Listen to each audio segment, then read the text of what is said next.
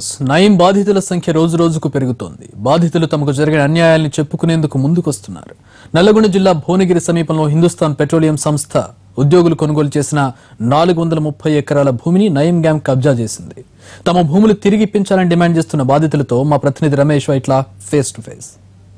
నయం లేడని తెలిసి చాలా మంది బాధితులు ముందుకు వస్తున్నారు. ఇప్పుడు ఇన్నాళ్ళ కాలం పాటుగా నయం నుంచి బెదిరింపులకు గురైన చాలా మంది బాధితులు బయటకు వచ్చి చెప్పుకోలేకపోయారు. అయితే చాలా మంది బాధితులు తమకు సంబంధించిన ఆస్తులు కావచ్చు, కబ్జా చేసిన వాటిని వెంటనే తమకు ఇప్పించాలంటే చాలా మంది పోలీసులను ఆశ్రయిస్తున్నారు.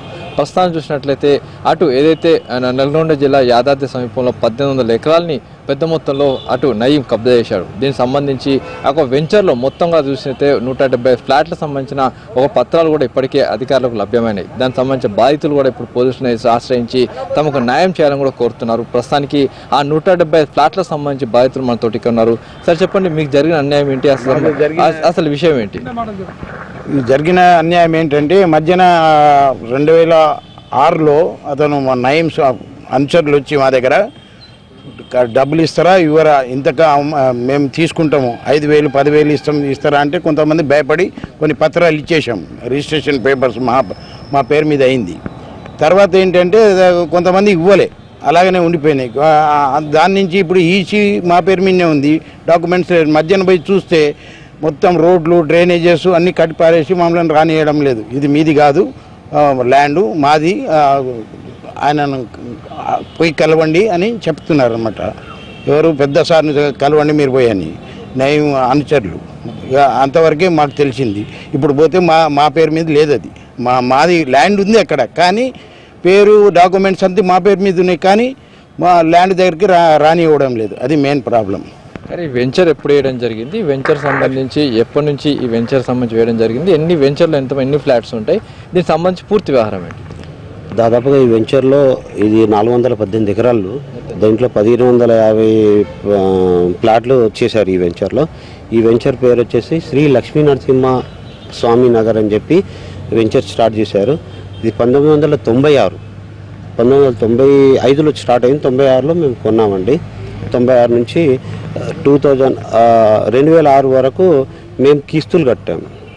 కిస్తులు కట్టి 2006లో మా రిజిస్ట్రేషన్ చేయించుకున్నాం. రిజిస్ట్రేషన్ చేసుకున్న తర్వాత మేము మా ప్లాట్లో మేము చూసుకున్నామని చెప్పి వెళ్తే అక్కడ ఈ పాశం సీను అని వాళ్ళ గ్యాంగ్ 20 మంది ఆ స్థలంలో నిల్చొని మీరు ఇక్కడ ఎందుకు వచ్చారని చెప్పి అడిగారండి. అంటే ఈ ప్లాట్లన్నీ మాయి, మేము కొనుక్కున్నాం, ఇవన్నీ మా పత్రాలు అని చెప్తే ఇవన్నీ భాయ్ సాబ్ కొనేసాడు, ఇవన్నీ మీ ప్లాట్లు లేవు, మీరు సబ్జెక్ట్ ఇక్కడ నుంచి వెళ్ళిపోండి, లేకపోతే బాగుండదు, మీరు దీని గురించి ఆలోచించదు, మీరు వెళ్ళిపోండి ఇద్దరు అని చెప్పి చెప్పడం జరిగింది. అయితే మరి ఎవరు నయం అని చెప్పి మేము స్థానికులతో అడగడం జరిగితే వాళ్ళు ఏంటంటే వాళ్ళ నయం గురించి కొంత సమాచారం ఇస్తే మేము దానికి మాకు ఏంటంటే మేము ఎంప్లాయీస్ కాబట్టి మేము ఉద్యోగస్తులం, మేము భయపడిపోయాము. అందుకని మేము తిరిగి వచ్చేసి ఇంకా మళ్ళీ అక్కడ మధ్యలో ఒకసారి పోవడం జరిగితే చుట్టూ ఫెన్సింగ్ వేయడం జరిగింది. అంతా క్లీన్ చేశారు. ఒరిజినల్ ఇది గుర్తులు ఉంటాయి కదండి, గుర్తులు, రాళ్ళు కర్రాలు అవన్నీ పీకేసి మొత్తం క్లీన్ చేయడం జరిగింది. ఇంకా అక్కడికి ఎవరు కూడా రానివ్వలేదు. తర్వాత మేము వెళ్ళలేదు. తర్వాత ఎప్పుడైతే మొన్నైతే నయంది ఎన్కౌంటర్ అయిందో ఆ తర్వాత మాకు కొంచెం ఆశ వచ్చింది. పోలీసు వాళ్ళు కూడా పేపర్ స్టేట్మెంట్ ఇవ్వడం జరిగింది. మీడియా వాళ్ళు కూడా మీ ఎలాంటి భయం లేదు, ఎన్టీవీ వాళ్ళు కానివ్వండి, అన్ని మీడియా వాళ్ళు కూడా ముందుకు వచ్చి మీరు ఏమైనా బాధ్యులు ఉంటే వచ్చి మమ్మల్ని మమ్మల్ని సంప్రదించండి, మీకు న్యాయం చేస్తామని చెప్పి పోలీసు వాళ్ళు కూడా చెప్పడం జరిగింది, మీడియా వాళ్ళు కూడా చెప్పడం జరిగింది. అందుకనే మేము మీ సమక్షం ద్వారా, మీ మీడియా ద్వారా మేము బాధ్యులం కాబట్టి మాకేమైనా న్యాయం చేయగలరని మిమ్మల్ని కోరుతున్నాము. మిమ్మల్ని ఏ విధంగా ఎవరు వేధించారు, వేధించిన వాళ్ళు ఎవరున్నారు? మేము 2006లో అక్కడ భువనగిరి మా యొక్క ప్లాట్ల దగ్గరికి వెళ్ళాం. బొమ్మాయిపల్లి విలేజ్, గ్రామ పంచాయతీ బొమ్మాయిపల్లి, భువనగిరి నియరెస్ట్ భువనగిరి దగ్గర ఉంటుంది. మేము అక్కడ ఒకసారి మేము 30-40 మంది, మేము సండే హాలిడే ఉంది కాబట్టి మేము సండే అప్పుడు పోయి చూస్తుంటే ఆ రోజు సండే మార్నింగ్ 8:39 మధ్యలో వెళ్ళినాం. అక్కడ పాశం సీను ఆయన అనుచరులకు 20 మంది వచ్చి ఈ ల్యాండ్ ఎందుకు వచ్చారు మీరు ఇక్కడ అంటే, మాది ల్యాండ్ ఉందంటే మీ దగ్గర ల్యాండ్ ఇది బైసాబ్ది ఇక్కడ మీరు మంచిగా ఉంటుంది, మేము బైసాబ్ ఎవరు మాకు చూపించండి, మేము మాట్లాడతాం బైసాబ్, మేము ఇంతమందిని కష్టపడి కొనుక్కున్నాం ఈ ప్లాట్లు మాది, మేమంతా మామూలు ఉద్యోగస్తులము, ఇట్లా మా ప్లాట్ కాదంటే లేదు మీరు మేము బైసాబ్ని చూపిస్తారా మీకు, బైసాబ్ దొరకడు ఇక్కడ బెంగళూరులో ఉంటాడు బైసాబ్ వచ్చినప్పుడు చెప్తామన్నారు. తర్వాత బైసాబ్ ఇవ్వాలంటారు అన్నప్పుడు ఉద్దేశం ఉంటే మేము భువనగిరి వెళ్ళి అడగడం జరిగింది కొంతమందిని. అడిగితే ఏమంటే బైసాబ్ అంటే కబ్జా చేసింది నయీం, ఆయన మంచోడు కాదు ఇట్లా ఆయన యొక్క వేలు చెప్తాక మేము కూడా అనుకో మీకు ఉద్యోగస్తులం మేము వాళ్ళు సరిపోవడం. మళ్ళీ తర్వాత మాకు ఆఫర్ చేసిండు ఏంటంటే 10,000 ఇస్తా 5,000 ఇస్తా మీరు డాక్యుమెంట్ ఏంటి లేకుంటే మీరు బాగుంటుంది నాది నేను కబ్జా చేసుకుంటున్న తర్వాత మీరు బాధపడతారు. ఏమన్నా బాధపడకుండా ఏ రోజు మా ల్యాండ్ మాకు అవసరం లేకుంటే అన్ని విడిచిపెట్టడం. మొన్నగా ఏ రోజైతే ఎన్కౌంటర్ షాద్నగర్ ఎన్కౌంటర్ తర్వాత మీడియా సోదరులు కానీ పోలీస్ డిపార్ట్మెంట్ కానీ ఆయనకి ఎవరైనా బాధ్యతలు ఉంటారో మీరు సంప్రదిస్తే మేము ఇమ్మీడియట్లీ మీకు న్యాయం చేస్తామంటే మేము ఈరోజు మా యొక్క డాక్యుమెంట్ తీసుకొచ్చి డీసీపీ గారికి ఇవ్వడం జరిగింది. ఆయన కూడా స్పందించి మీకు కూడా తగిన న్యాయం జరుగుతుంది, గవర్నమెంట్ కూడా మీ ఫేవర్లో ఉంటుంది కాబట్టి మీకు ఇచ్చేయడం జరిగింది. కాబట్టి మీ అందరు మీడియా మిత్రులను కానీ మేము బెదిరించి పార్షియం ఎట్లా బెదిరించేది అంటే మీరు బైసాబ్ తీసుకున్నాడు ఇచ్చేయండి లేకపోతే మీరు చంపేస్తామని ఎట్లా బెదిరించారు అసలు ఏం చెప్పేది? ఆయన ఏమన్నాడు ఒకటే మీరు సైడ్ కార్డుకి రావద్దు, సైడ్ కార్డు కోసం మీరు బతకారు ఫస్ట్, ఇది మా బైసాబ్ది ల్యాండ్ మీరు రావద్దు ఇక్కడ అని మాత్రం అది ఖచ్చితంగా చెప్పడం జరిగింది. మెయిన్ మాకు పాషం సీనే మెయిన్ ఆయన ఒక్కడే మాకు. అందుకని 25 2-3 బండ్లు పెట్టుకొని ఎప్పుడు ఉంటాడు మేము 2 times 3 times పోయినా మీకు లాభం లేదని చెప్పి వదులుకున్నాం మేము. అది అంటే ఇప్పుడు చూసినట్లయితే ల్యాండ్ మీది పత్రాలు మీవి ఇవన్నీ చూపెట్టిన తర్వాత కూడా వాళ్ళ దగ్గర ఎలాంటి ఆధారం ఏమని అడిగారు ఎప్పుడైనా?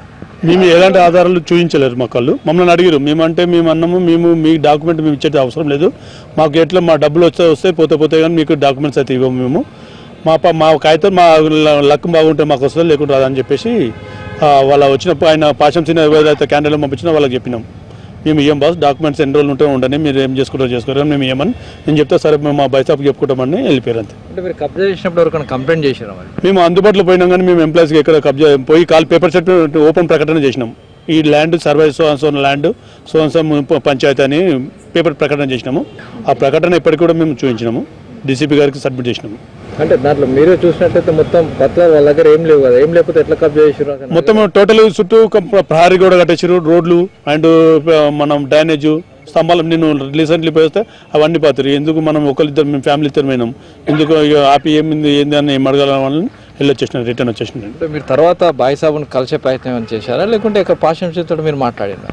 లేదండి, బాయిసాబ్ను అంటే కలిసే పరిస్థితి లేదు, మేమైతే ఆయన చూడలేదు, ఆయనకు మాకు తెలియదు. శ్రీ మధ్యలో ఏంటంటే పాషం సీనును ఒకసారి ఆయన ఏంటంటే ల్యాండ్ దగ్గర ఉన్నాడు కాబట్టి ఆయన వాళ్ళ అనుచరులను మా దగ్గర పంపించారన్నమాట. పంపించి డాక్యుమెంట్ ఇచ్చేస్తారా లేదా ఇవ్వమని చెప్పినమాట, అంతే. ఇంకా అంటే మీకు న్యాయం జరుగుతుంది మీరు అనుకుంటున్నారు అంటే ప్రభుత్వం కావచ్చు లేకుంటే ఇప్పుడు మీరు దొరికిన మీకు ఉన్నదాని వెసులుబాటుతో ఇప్పుడు న్యాయం జరుగుతుంది అనుకుంటున్నారు? ఏ విధంగా మేము ఉద్దేశంతో ఇక్కడ వచ్చామంటే మేము ఇప్పుడు టీవీలలో చూస్తున్నాము, పేపర్లో వచ్చింది, ప్లస్ పోలీస్కి ఒకటి అష్యూరెన్స్ ఇస్తున్నారు మాకు, ప్లస్ మీ యొక్క మీడియా వాళ్ళు కూడా ఇస్తున్నారు. అది మా దృష్టిలో పెట్టుకొని మేమందరం కలుసుకొని ఫస్ట్ డీసీపీ ఆఫీస్కి వెళ్దాము. వీళ్ళందరి డాక్యుమెంట్లు మేము ఇచ్చేసాము, చూపించాము, మాకు రిప్రజెంటేషన్ కూడా ఇచ్చాము. బహుశా మాకు న్యాయం జరుగుతుందని అనుకొని ఇంతవరకు వచ్చామండి. అయితే చాలామంది ఉద్యోగులు కాయ కష్టం చేసుకున్న తర్వాత ఉద్యోగులు కూడబెట్టుకున్న డబ్బులతోటి అక్కడ యాదాద్రి దగ్గర సమీపంలో ఒక ల్యాండ్ కొనుక్కొని అక్కడ వెంచర్ వేసుకున్నారు. అయితే దాన్ని రాత్రే పాషం సీను నయీం మనిషి అయిన పాషం సీరావు దాన్ని మొత్తం కబ్జా చేసుకున్నాడు. అయితే దీనికి సంబంధించి బాయిసాబు ఇది మొత్తం తీసేసుకున్నాడు కాబట్టి మీరు ఇక్కడి నుంచి వెళ్ళిపోవాలని చెప్పి బెదిరిస్తే ఉద్యోగులు ఇప్పటివరకు కూడా ఎవరు చెప్పుకోలేని పరిస్థితి. అయితే దీనికి సంబంధించి నయీం లేడు అనే విషయం తెలిసిన అటు పోలీసుల నుంచి పూర్తి స్థాయిలో భరోసా రావడంతో పోలీసుల దగ్గరకు వచ్చి తమకు న్యాయం చేయాలని చెప్పి వీళ్ళంతా కూడా డిమాండ్ చేస్తున్నారు. అయితే దీనిపైన పోలీస్ శాఖ ఎలాంటి నిర్ణయం తీసుకుంటుంది, తర్వాత బాధితులకు ఎలా న్యాయం చేస్తుందో చూడాల్సిన అవసరం ఉంది. Camera person Kishore Ramesh వెట్ల NTV.